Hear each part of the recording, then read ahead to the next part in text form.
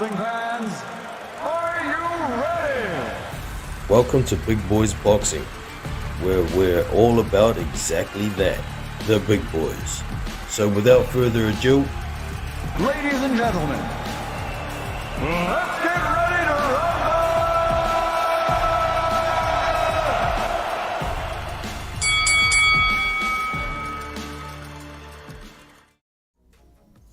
What's going on, team? Welcome back to Big Boys Boxing. For probably the last stream of the year, I've been keeping an eye on things, but haven't been putting much out because boxing's on a bit of a hiatus for Christmas. Hope y'all had a great Christmas with your family and friends, and you could give me a Christmas present by... No, not that one. Not that one. You could give me a great Christmas by hitting that thumbs up, subscribe, and the bell icon for future notifications. So, as per usual, just let me get a couple of things sorted here. We shall drop a link for anybody who may like to join in the chat. Better label it in case latecomers don't know what it is.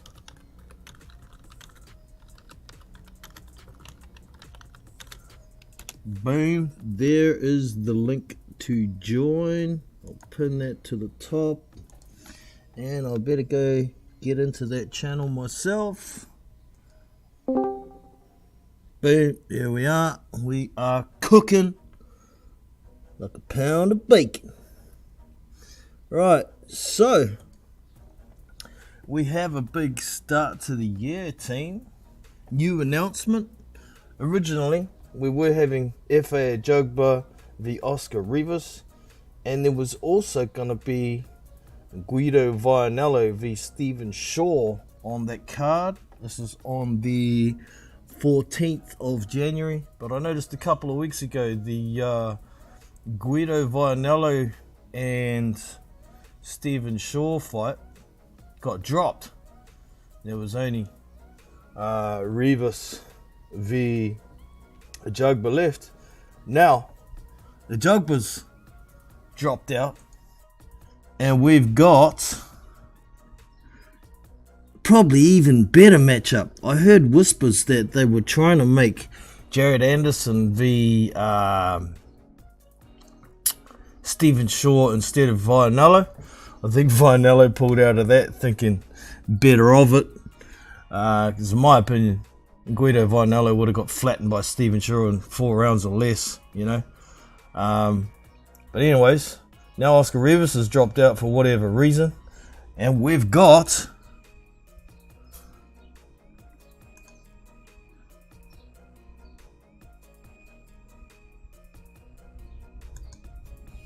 Oh, come on, software. We got this! We got Efa Ajagba v Stephen Shaw. This is an awesome fight. So as you can see, Efa Ajagba is 16-1 with that one loss to Frank Sanchez by decision.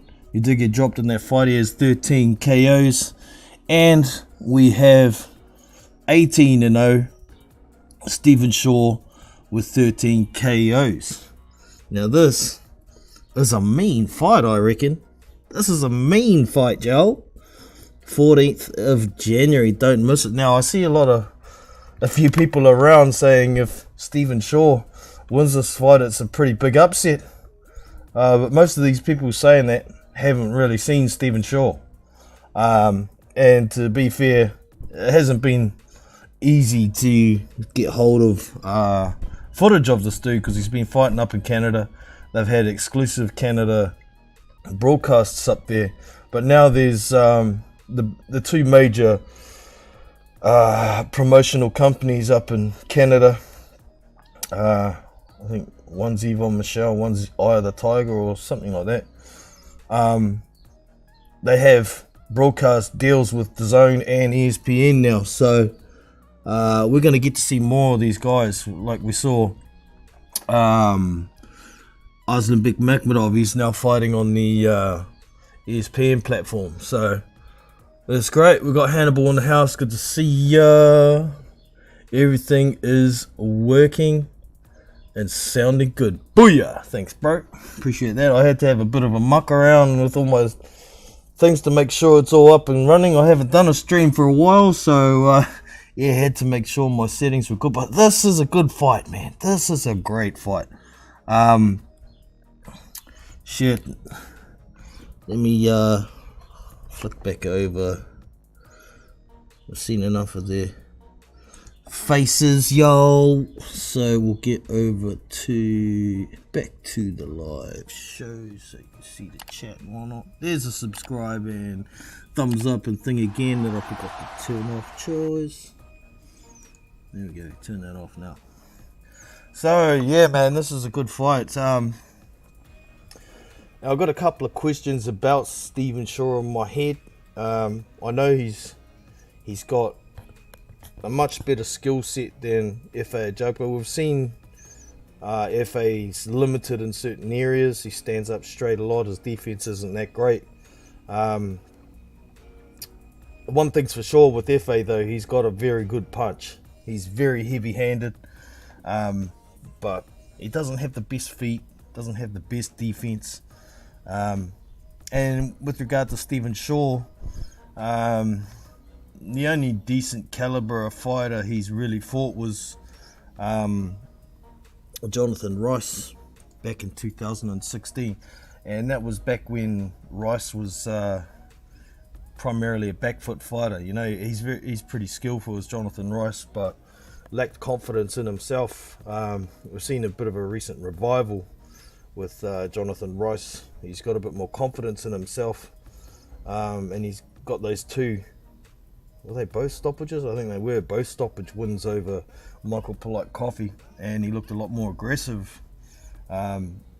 So possibly a different Jonathan Rice these days to when Stephen Shaw fought him. But yeah, Stephen Shaw did beat Jonathan Rice. I mean, he's beaten Joey DeWaco as well, but I mean, Joey DeWaco's 5'10" and well overweight. He's tricky and hard to hit and durable and whatnot, but you know, it is what it is with Joey DeWaco. But the one big question for me is what's Stephen Shaw's chin like if he gets clipped against a real puncher like Efa Ajagba. That's my big question. However, I'm still going to be, at this point, I'm still going to be picking Stephen Shaw to win this fight, and I haven't decided what method as yet. I've got it in my head for sure though that if Stephen Shaw can drop Efa Ajagba, Efa Ajagba's going to get stopped after that. There ain't no way Stephen Shaw will be letting Efa Ajagba off the hook like Frank Sanchez did. You know, there's some things about Frank Sanchez too that I'll discuss further down the track, but right now we are talking about this one.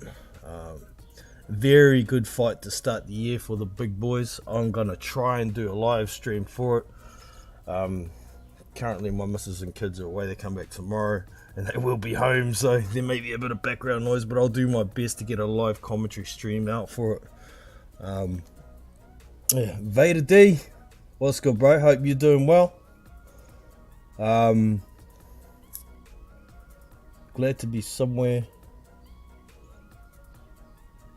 not talking about Stank Davis.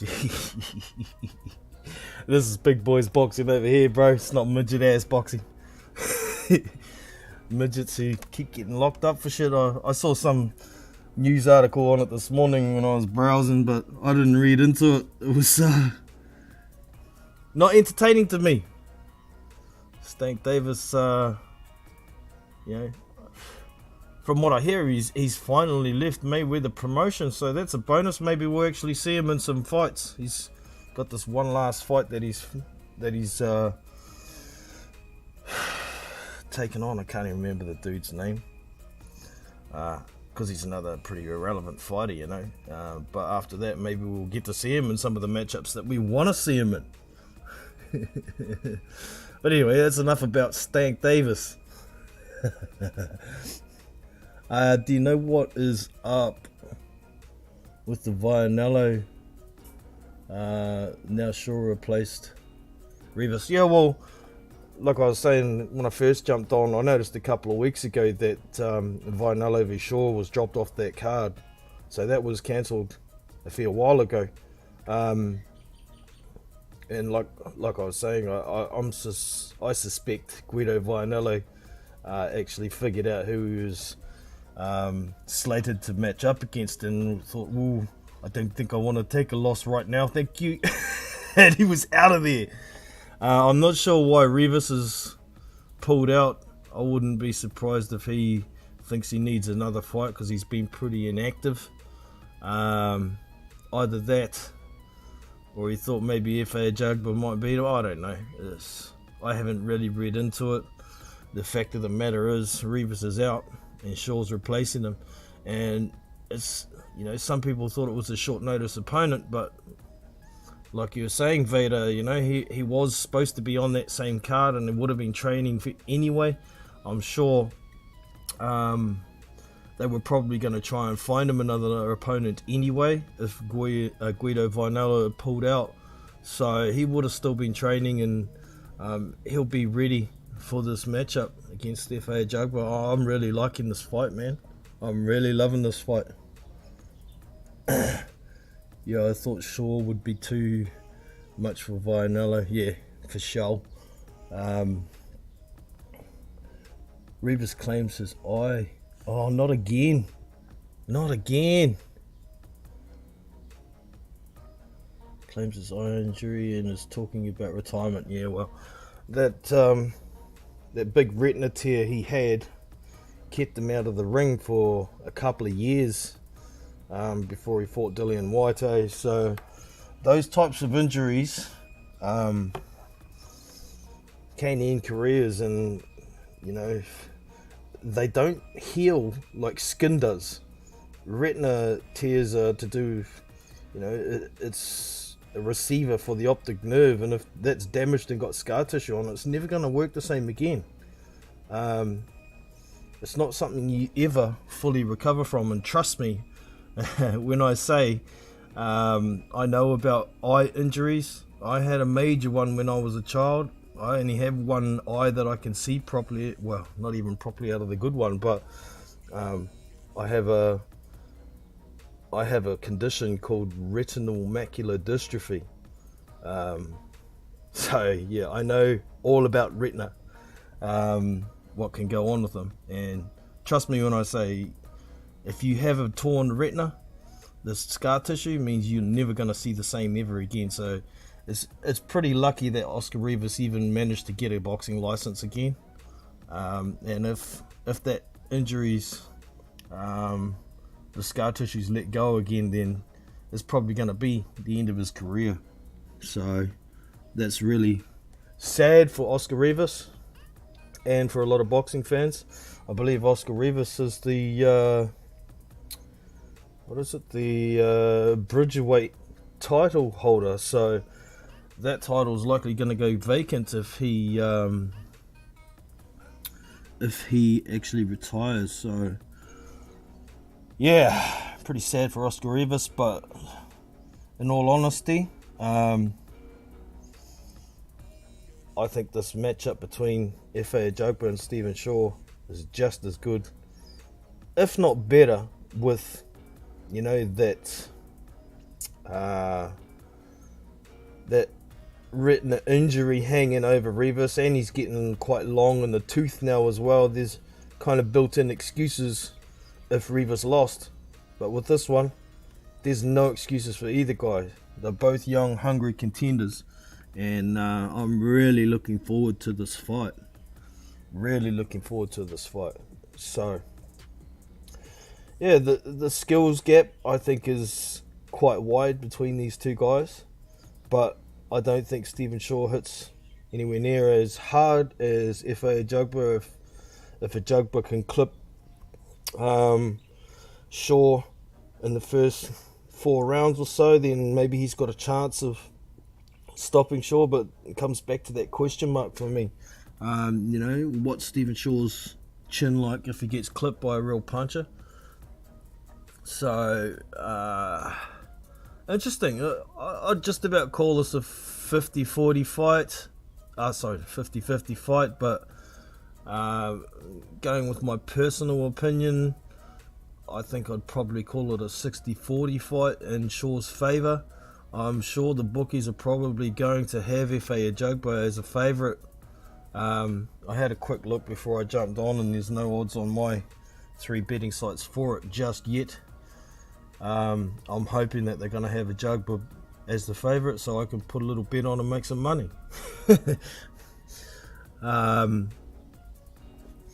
But yeah, I think Shaw's got better feet, and he's got much quicker hands with a much larger punch selection. So it's going to be interesting. But yeah, I expect, because Efa Ajagba's had a lot of airtime, originally being with Showtime or PBC, sorry, and now he's with Top Rank. People know who Efa Ajagba is, so a lot of people are going to have him as a favourite, basically based on because they've seen him and they don't know who Stephen Shaw is. But I think a lot of people are going to be in for a bit of a wake-up call when they see this guy fight on a big platform. It's going to be like, whoa, who the fuck is this dude? Where did he come from? Why haven't I seen him before? It's because you ain't looking hard enough is the answer. Do you know what's up with oh no, I read that one.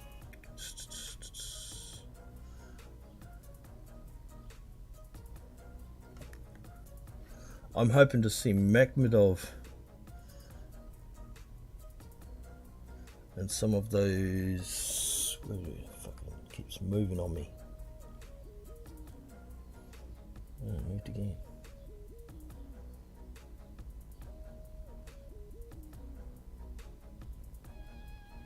Oh, chat's blowing up a bit. Oh, no. I'll change my screen a bit so I can see without it moving. Yeah, I'm hoping to see Makhmedov in with some of those ESPN guys. Yeah, they've got a pretty good stable of heavies at the moment, this Top Rank. So, yeah, sure, Ajagba. Maybe Anderson. Yeah, there's also Sonny Conto in there. They've got Carlos Takam's got a hook up as well. I think Jerry Forrester's got a hook up there as well. There's plenty of guys. I mean, Makhmedov's already fought. Who did he just fight? He just fought somebody the other day, didn't he? But I think Makhmedov has been ordered to face, what's his name? Not Damien Kaneba. No, it's a German guy. What's his fucking name? Can't remember off the top of my head. The WBC have ordered Makhmedov to face someone who just fought a few weeks ago too. Off the top of my head, and it's supposed to be for the WBC silver, so that could be interesting. Oh shit, the name's on the tip of my tongue.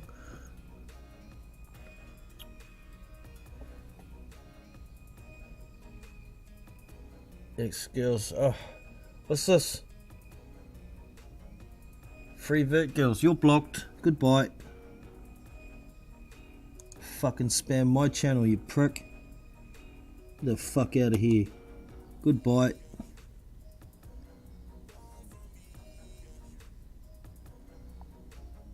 See ya.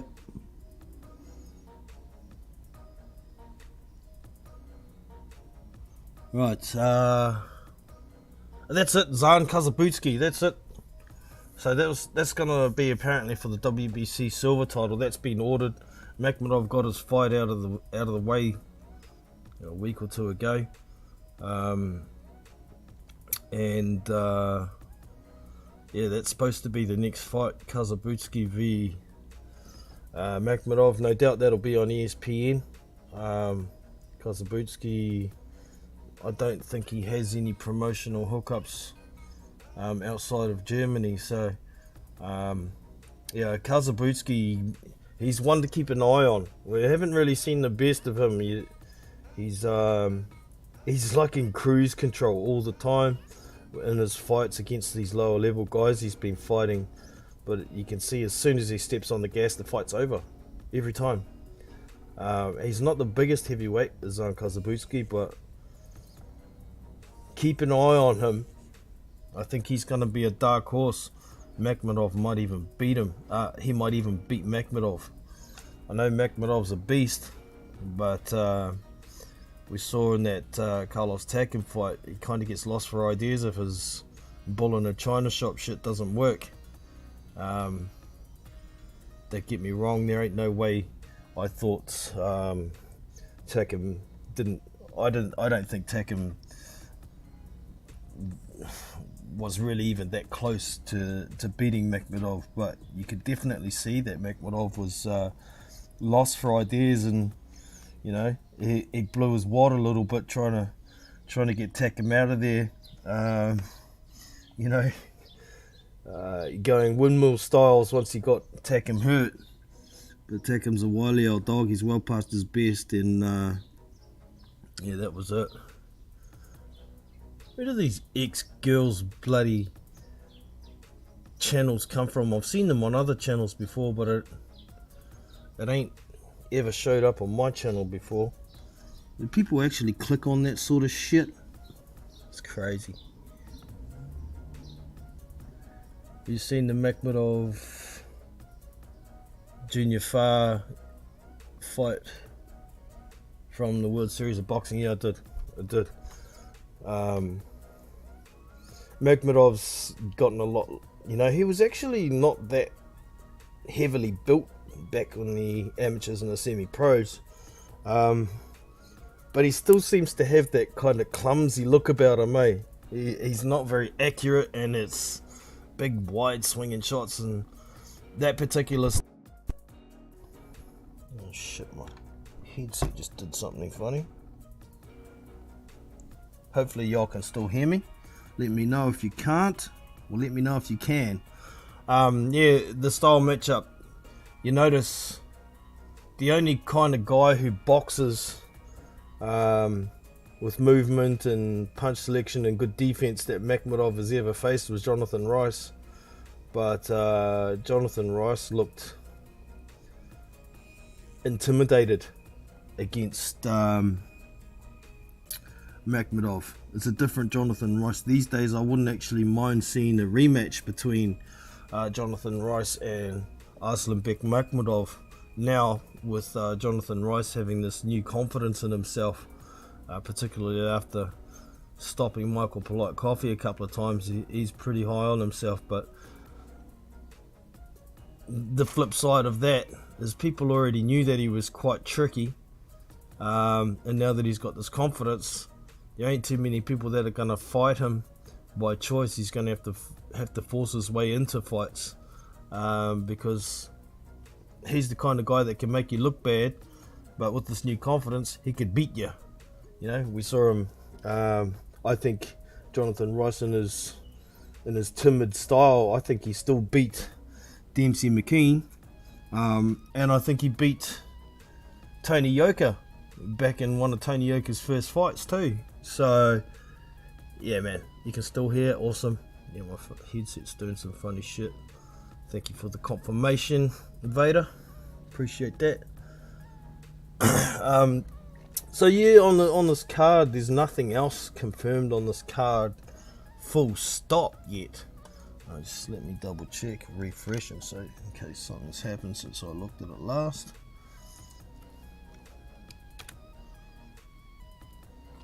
Nah, man, that's all she wrote on that card. At this stage, it's saying Saturday the 14th of January 2023. It's going to be at the Turning Stone Resort and Casino in Verona, New York. What else have we got here of significance? Promoter Bob Arum, Top Rank Boxing, matchmaker Brad Goodman, and the broadcast is going to be on USA ESPN and USA ESPN Plus. Now, I'm surprised there's not some kind of trinket belt on the line for this, but from what I understand, it's only been confirmed in the last day or two as a contracted fight. So there may be something coming with an announcement to whether it's going to be for some kind of trinket belt. I say trinket, I mean like a regional or a how do I put this? Yeah, a regional belt, like a Asia Pacific belt or international belt or something like that. Because in all reality, with two guys that are reasonably high ranked like this, I think we should see something on the line that can force them into a position to fight for a mandatory spot, you know. So we'll just have a quick nosy at these guys' records. So Stephen Shaw, his last fight was an ancient rider, Booker, and he took that one to points over 8 rounds. Prior to that was who? Bernardo Marquez. Don't know the dude. 14-4. The fight was in the States. Well, the last couple fights were in the States. Actually, I thought he was fighting in Canada, but they're all listed as American here. He's under a Canadian promoter, as far as I understand. Eye of the Tiger is what I thought he was fighting under. Looking at whether they've got registered promoters and shit. No, they don't have any registered promoters here. Oh, what's this? Manager David McWater. Don't know the dude. Stephen Shaw's from St. Louis. He was born in St. Louis, Missouri, of course. He's 6'4" with an 81-inch reach. So he's actually got a pretty long reach. I mean, an average reach for a 6'4" fighter is 78 or 79 inches, right? So he's got a long reach for a 6'4" fighter. We'll just do a quick nosy through some of the other fighters he's fought. He fought Joey DeWaco, like I mentioned earlier. That was in 2022, January last year. Nick Davies, don't know the dude. He was 6'2", not really worth mentioning. Another dude, he's 12-1 with 1 draw. How do we say this guy? Limboy. Okay, I'll spell it Lybomyr.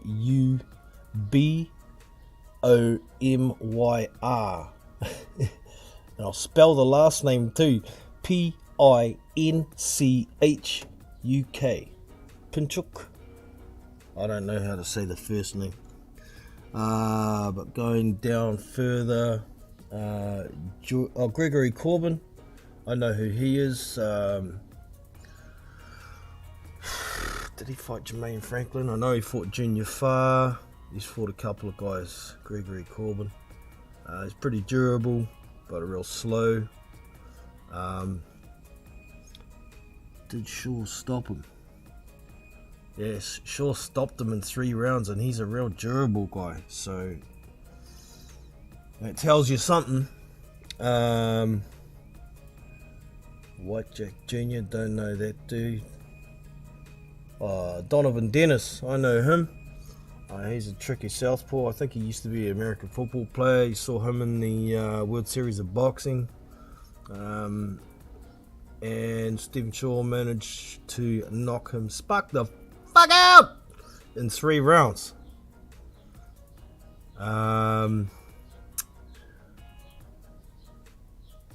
Aaron Chavez, don't know that dude. 8-6, not worth mentioning. Joel Cordell, journeyman, definitely. At the time he was 7-1. Some of y'all might have seen him fight against a few up-and-coming prospects. Joel Cordell, I think his record's a lot worse than 7-1 now. Christopher Renty, I've heard the name, don't know the dude, and he's 2-6. That's why I don't care. And there's the Jonathan Rice fight. At the time, Jonathan Rice was only 4-1-1, and that was in 2016, like I said earlier. And just to give you an idea, I'll click on Jonathan Rice's record now, and he's 15-6 with 1 draw. Shit, I don't know he had that many losses on Jonathan Rice, but yeah, and pretty much, let me have a quick look. Danny Kelly, nah. Dan Biddle, nah. Nah, the rest are all record builders. So we'll click over to Efa Ajagba. I'll get back to the chat in a minute, team. Just run through some of this record. So as we know, Efa Ajagba fought, I don't like saying it, but he fought a bum last time out, Yosef Damos. He was 14-4 and 3 draws, and he stopped him in the second round of 8. So that was a rebound fight for Efa Ajagba, after he fought Frank Sanchez, who UD'd him, kind of let him off the hook, did he, in that fight. Efa, I think he got dropped twice, but only one of them was called a knockdown. Just let me look at the scorecard here. The scorecard. So, 2, 3, 4. Huh. This, all of the judges, oh no, the first round, 2 of the judges had Efa winning, and the last judge had Sanchez. Same for the second round. Third round was all Ajagba. Fourth round was all 2 to Ajagba. I've got it backwards here. Ajagba's red. Okay, so Ajagba lost the first round, lost the second round, lost the third round, lost the fourth round, but 2 of the judges gave the fourth round to Efa Ajagba. 1 didn't, and the fans didn't. Ajagba lost the 5th. He lost the 6th on all cards except 1. Then he got knocked down in the 7th round. Then he lost the 8th. He lost the 9th, but 1 judge gave him the 9th. And he lost the 10th. So the fans had the score 90-99.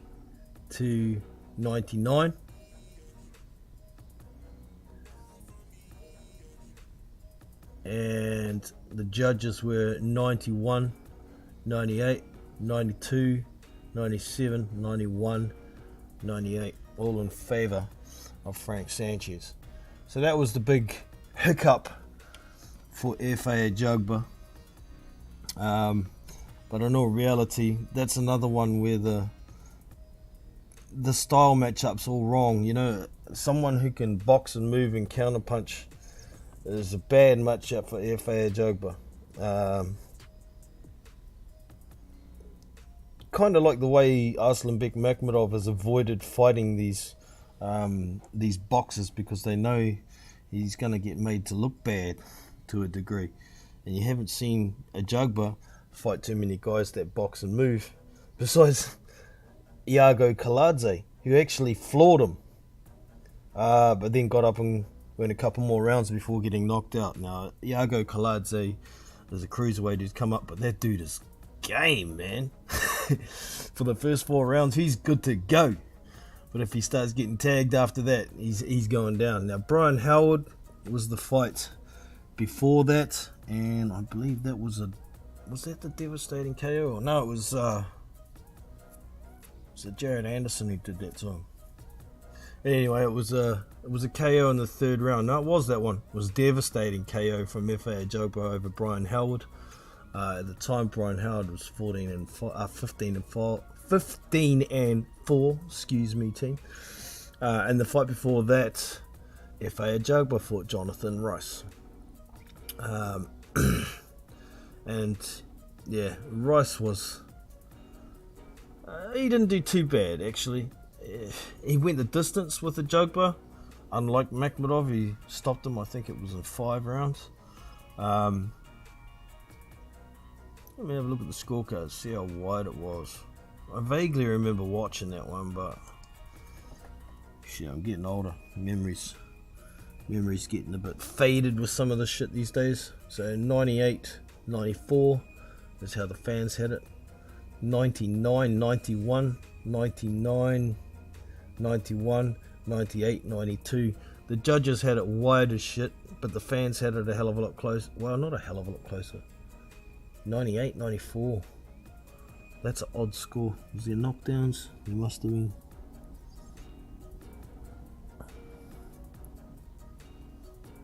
I ain't seen any 8s here. Here we go. Fans had the first round drawn.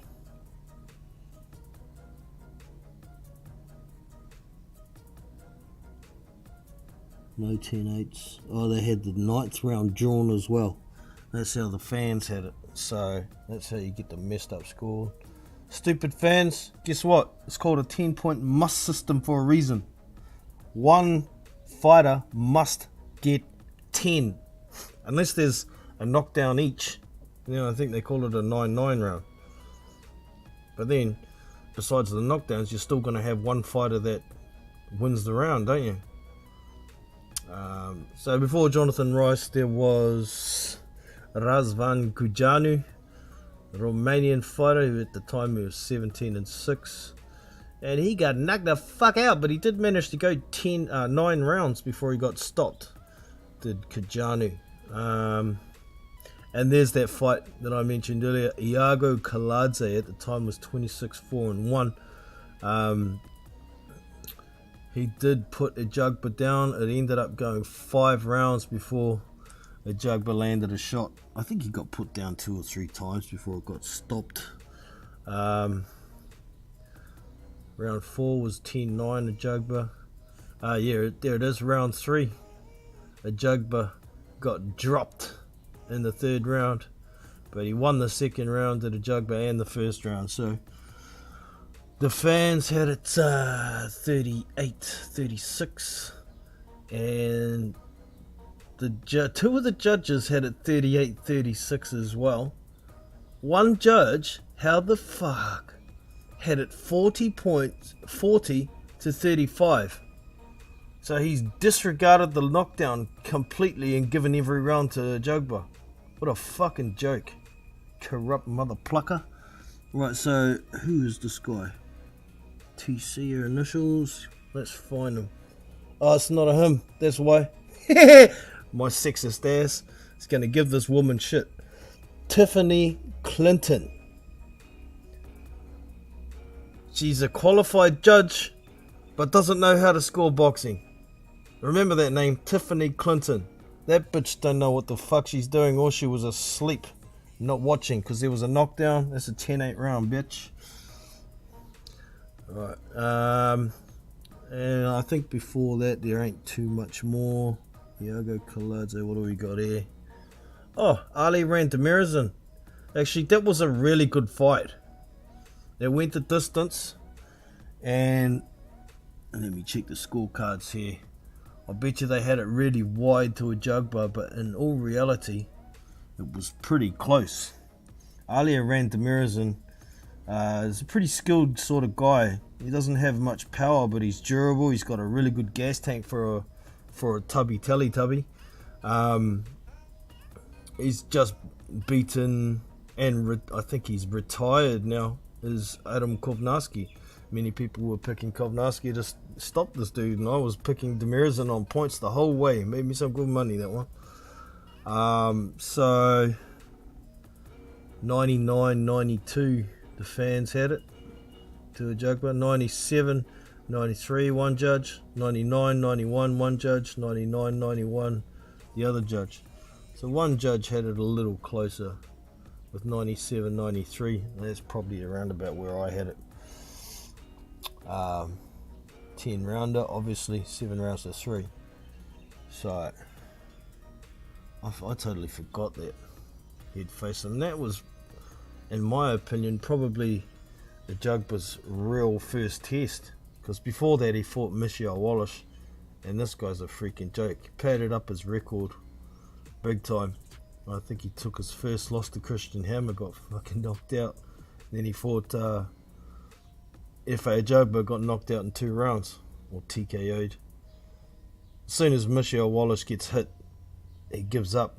We saw it who did he fight actually? Just recently he fought somebody and we saw the same shit. Classic Michelle Wallace.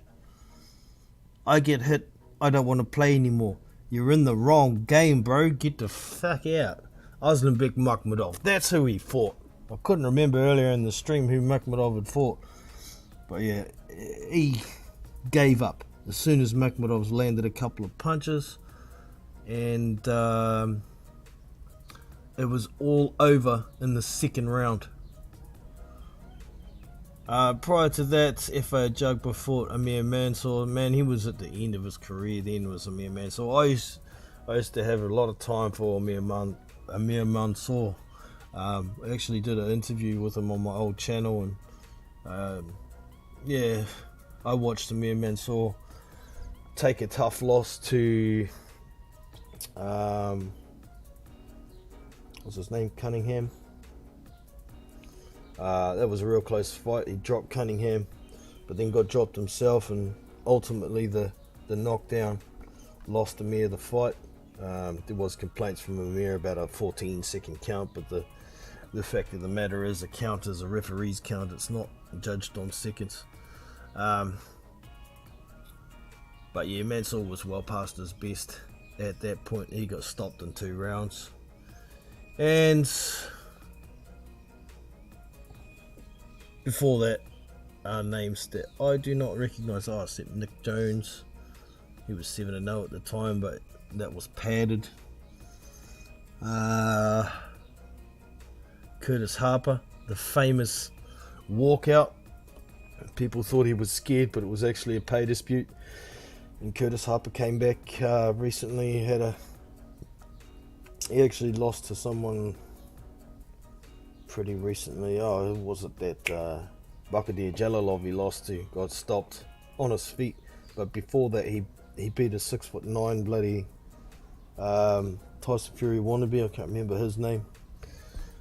But the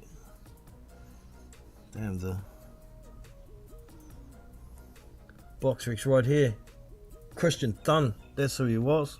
He beat Christian Thun, floored him, took him to points and beat him on the cards, did Curtis Harper. So those are pretty much the records of the 2 fighters. Ajagba may have faced slightly better competition, considering Stephen Shaw's best opponent is Jonathan Rice, and Efa Ajagba fought him a long time ago, so yeah, we'll see how it goes. I mean, Stephen Shaw's been trying to get bigger fights for some time, hasn't been able to do it. It's either because he's not an attraction, because he hasn't been televised internationally much, so people don't know him, or people in the boxing community know how good he is from sparring and sparring stories and so on and so forth. So this is the big opportunity for Stephen Shaw to show everybody what he's got, show everybody who he is. I'm really looking forward to it. So booyah, January 14th. Do not miss this fight, team. It's gonna be a beauty. Like I say, hopefully I'm going to be doing a live commentary stream for this fight. I'm not sure what else will be on the cards yet, but maybe they'll throw Guido in there with somebody.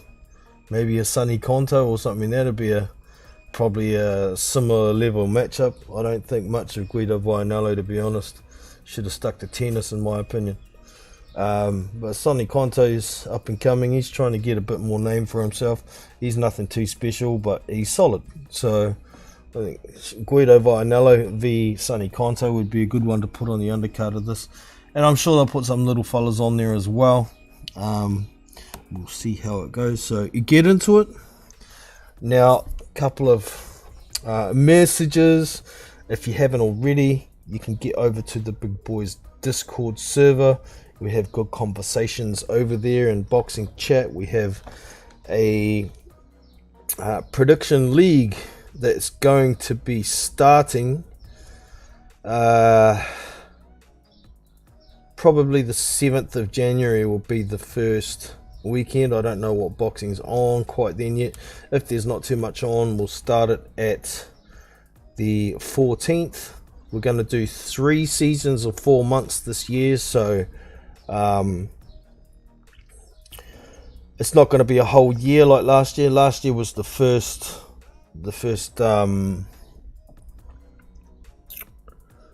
year working out bugs and whatnot, so we've got the scoring system sorted. I think that'll stay the same, but we're going to add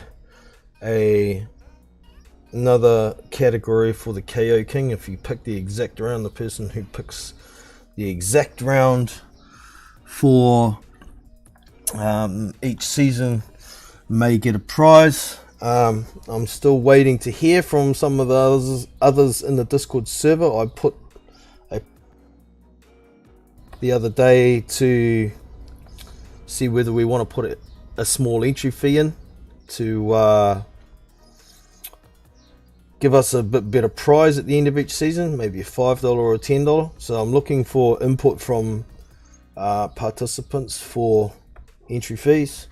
I think I'd put first place 60% of the pot, second place 20% of the pot, and I might have been 65 for first, 20 for second, and 15% for KO King or something like that. But yeah, I need to work out those last bits of details from y'all. Phil Cole Roberts, you'll see the post in there. Good to see you in, bro.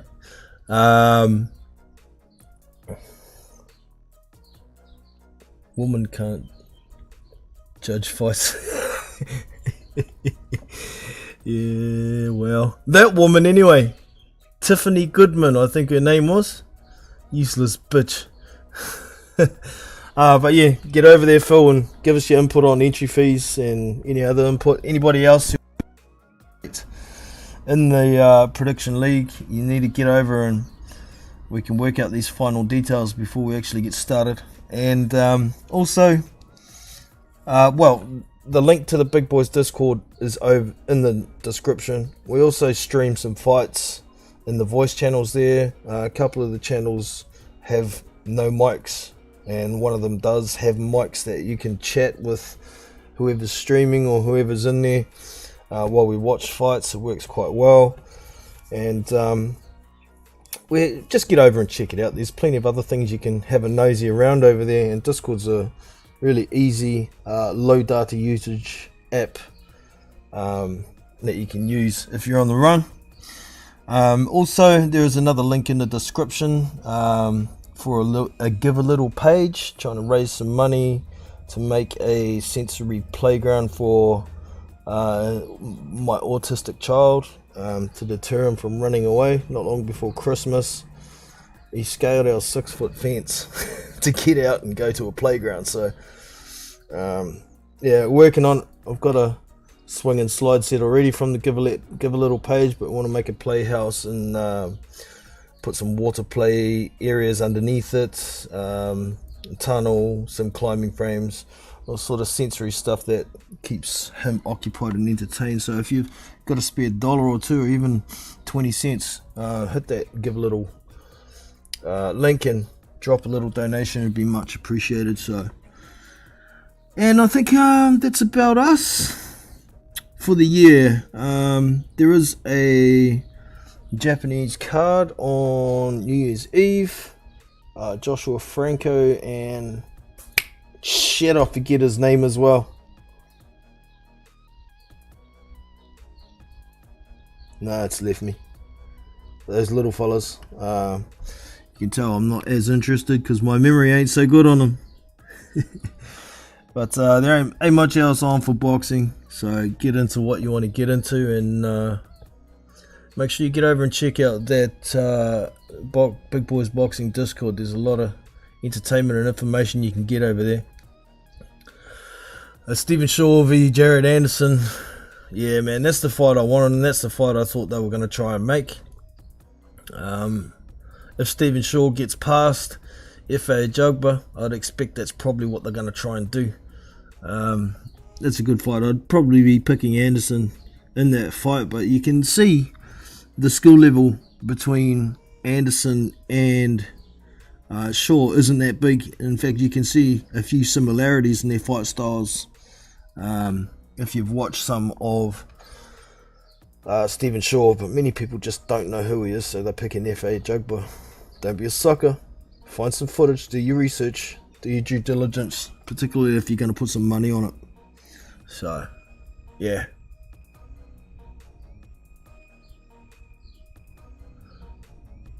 He's not in it to win it, says Phil Carl Roberts. It's in for the fun. Yeah, well, like I've said in that post, man, we could just make it free entry. Can't guarantee there'll be much of a prize if that's the case. Bragging rights is enough for me too, though. You know, I could always set up a donation kitty for the prediction league. If people want prizes, they can put in a little bit. But I still have my winnings from last year because I was the man. And that prize money will go back into the prediction league. Hannibal got second place, and he's putting his prize money back in as well. So there's $100 worth of prize money for the entire year. So over 3 seasons, that'd only work out to $33.33 per season if we split it that way. But like I said, if you're interested in the prediction league, you need to give us a little bit of input so we can finalize the details before it starts in just over a week. But yeah, get over to the Big Boys Discord and you can check it out for yourself. So for now, that is us. Hope you have enjoyed this little yarn and intro to the announcement really of Efa Ajagba versus Stephen Shaw. It's gonna be a cracker. Don't miss it. January 14th, ESPN and ESPN Plus. So that's all from me for now. I shall catch you all later. Enjoy your New Year's. Be merry, but be safe. Okay? I want to see y'all back here next year, safe and sound. You can be hungover, that's fine. Just safe and sound is good. So take it easy. Enjoy. I'll see you in 2023. I'm out of here. Peace. So that's us for today. I hope you have enjoyed. You can show your appreciation with a thumbs up and subscribe to the channel if you haven't already. Be sure to check out our Discord community where you can find boxing news, fight links, live streamed fights, and much more. So look after yourself and your family. I'm Jono from Big Boys Boxing, and I'm out. See you!